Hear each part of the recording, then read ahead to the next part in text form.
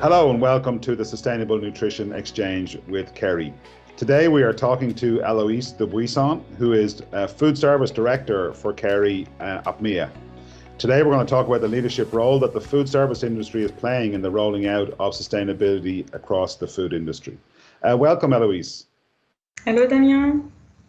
Eloise, sometimes people are surprised to hear that the global champions, the big companies in food service, are in fact amongst the most sustainable players in the world. What exactly is driving these global champions to lead on sustainability in the way that they are? Yeah, absolutely. I would say that there are a few elements that are driving that shift across the globe. So first of all, I guess from a food service channel perspective, COVID-19 has really reshuffled the cards around the globe.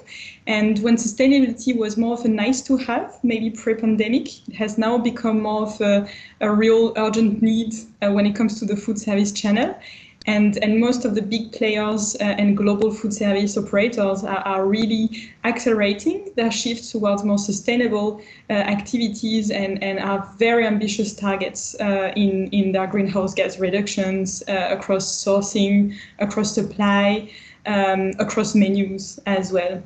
I would say that one as well new aspect is also the fact that maybe it was more targeted towards the US and the Europe region in the past. And now we see this sustainability shift really expanding across the globe and working for the APMEA region. Obviously, we see that more and more prevailing into also Asia Pacific as a key need and really see very interesting initiative when it comes to sustainability into the food service channel in that region as well.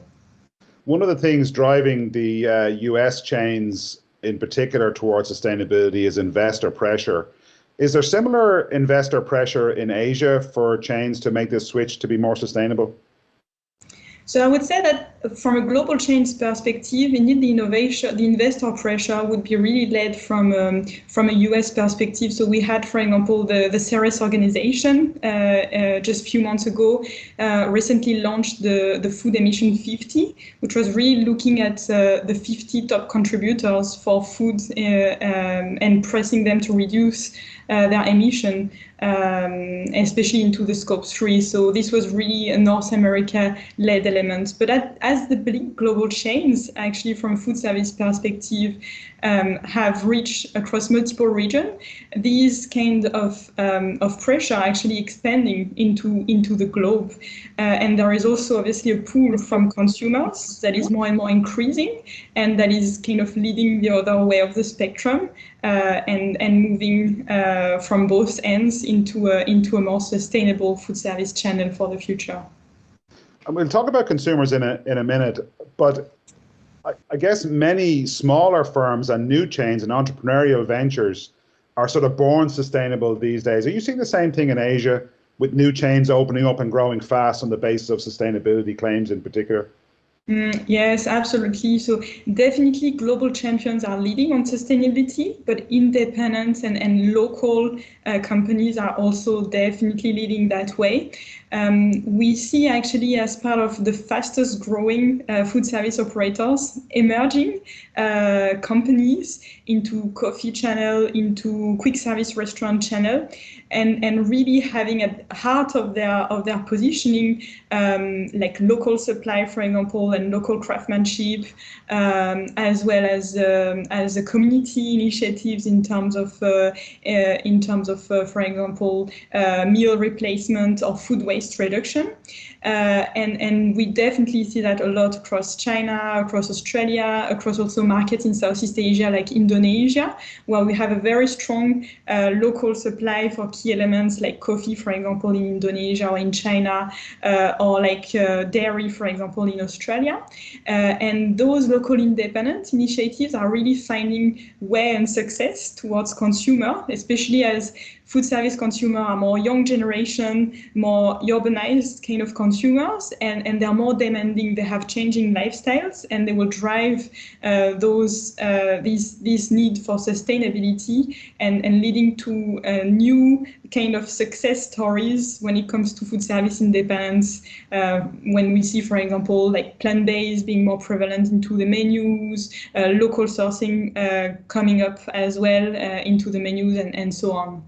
Yeah, very, very interesting. You've touched off the consumer a couple of times, and I guess for most of us, when we think about eating out, we're doing it as a celebration, as an indulgence, or to experience new tastes. But the idea that sustainability might be blended in or layered in on top of this in some way, that's a little bit of a challenge, but your experience might be something different. Yeah, you're absolutely right. So when it comes to the food service channel, definitely taste and indulgence remains the very first motivation from a consumer perspective.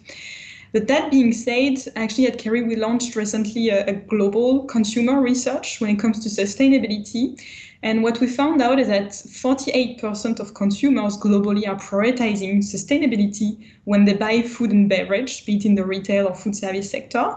And when it comes to the food service channel, 58% of consumers actually believe that sustainability is important when they dine out.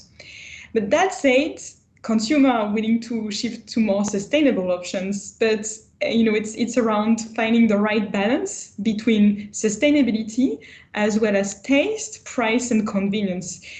Because between what consumers say and are willing to go for, and at the same time what they would indulge and what they would choose at the end when you go out, like you go out, to eat a burger, to enjoy a pizza, to enjoy a nice latte. And the key challenge for food service operators currently is really into solving this equation, solving this challenge in terms of bringing more sustainability while keeping taste first, because that's what will make consumers go into your food service coffee, into your quick service restaurant, or into your bar or club, and obviously linking it from a mainstream perspective with affordability and convenience in a way where like menu needs to be delivered at a fast pace. And for me, that's really where actually this challenge can be helped to be tackled through Kerry, with the link between actually our nutrition and our taste expertise. And we've helped multiple customers across the food service channel to really solve that nutrition, for example, delivering plant-based menu, but that still tastes great, in delivering like local ingredients with global consistency, in delivering sugar reduction while keeping the sweetness that consumer wants.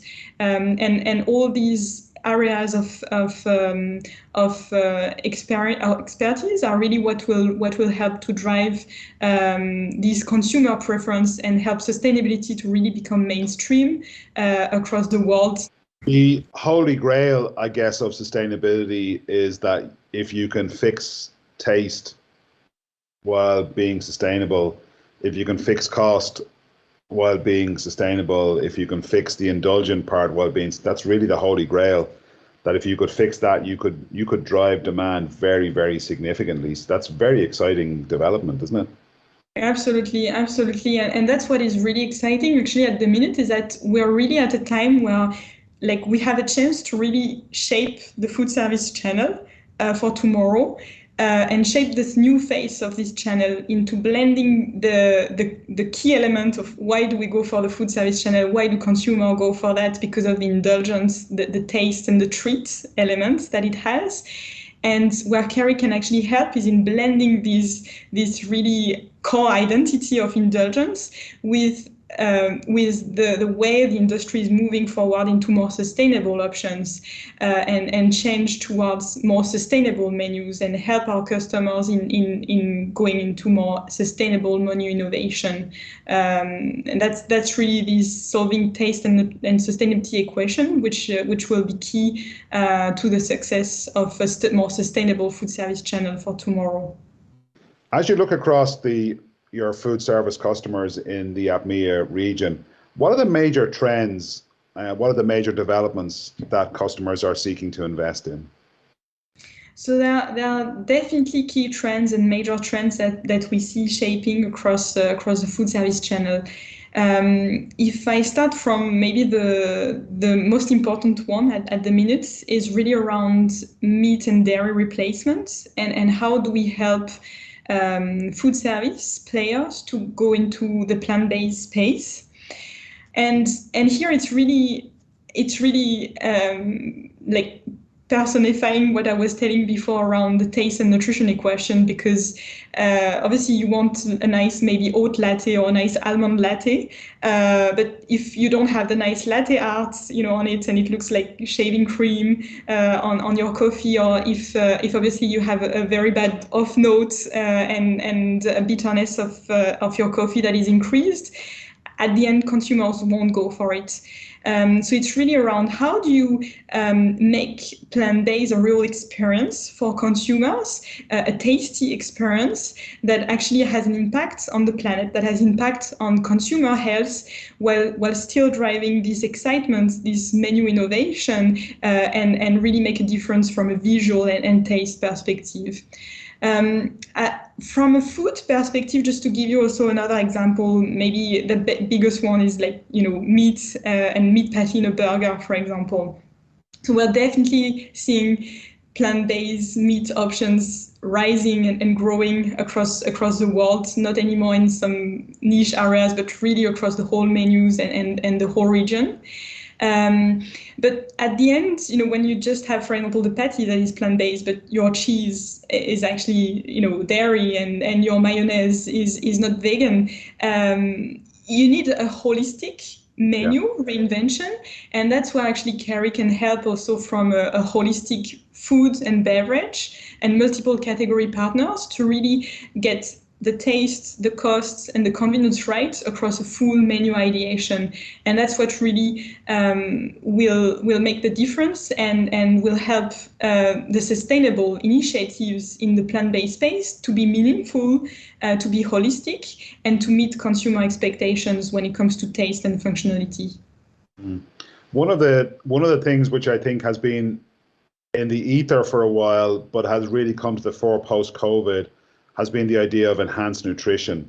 Is that a big trend that you see, and how's Kerry responding to that? You're right. Actually, enhanced nutrition is definitely a key area. Maybe in the past few years, before COVID-19, it was something that was quite restricted to very specific areas like dietary supplements or more pharmaceutical kind of space. It was starting to come into retail, but was quite far away from the food service area. And in the new normal, what we see more and more is definitely a need for not only enhanced, like better nutrition, but really a need for add-on and elevated nutrition. So one of the very good example across that would be, for example, an initiative that Kerry had with 7-Eleven, which is obviously a leading convenience store across the world and across the Asia region. And you would go, any consumer would go to 7-Eleven to grab a snack, to grab a coffee, and actually 7-Eleven was really looking at enhancing their consumer daily nutrition and daily immunity in the face of a new world where immunity is a key need and is actually the number one nutritional need and functionality need from a consumer perspective. And we're able to deliver actually an added immunity boost for 7-Eleven coffee menus, solving the question of taste, as it had no impact on taste for coffee, for being added to any menu item. From a cost and convenience perspective, as it's a single serve format that consumer can just readily buy and add to any of their menu items, and offer it as an affordable price from what you expect, from a convenience store where you buy your coffee on a daily basis, and that's what's really make an impact in enhancing obviously the nutritional element and the functionality of consumers, and helping food service operators to move into that space as consumers are ready for it, and they can really lead into that space and create the nutritional space for food service. Yeah.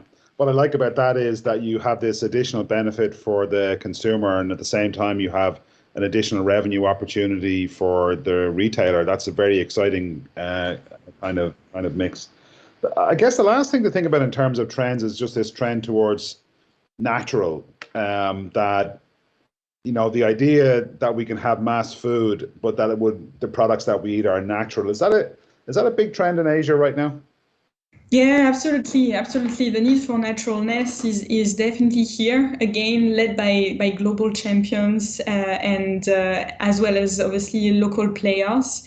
I would say that from a flavors, from a colors perspective, from a preservation perspective, that's a key need.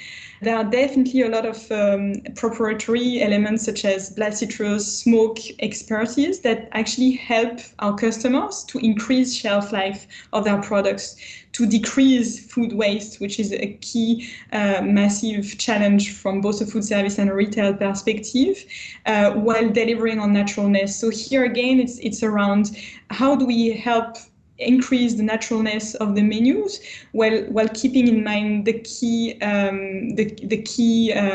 problematics of the food service operators and making an impact from a food waste perspective mainly. Yeah, thanks, Eloise. Your insights are terrific. I think most of us would recognize that where food trends become big is in food service, and then they trickle out to our homes and they trickle out to the rest of our behaviors. So what we see in food service today, I guess we'll see in our homes tomorrow. Thanks for your time today. We really appreciate it and I'm very grateful for your insights. Thank you. Thank you.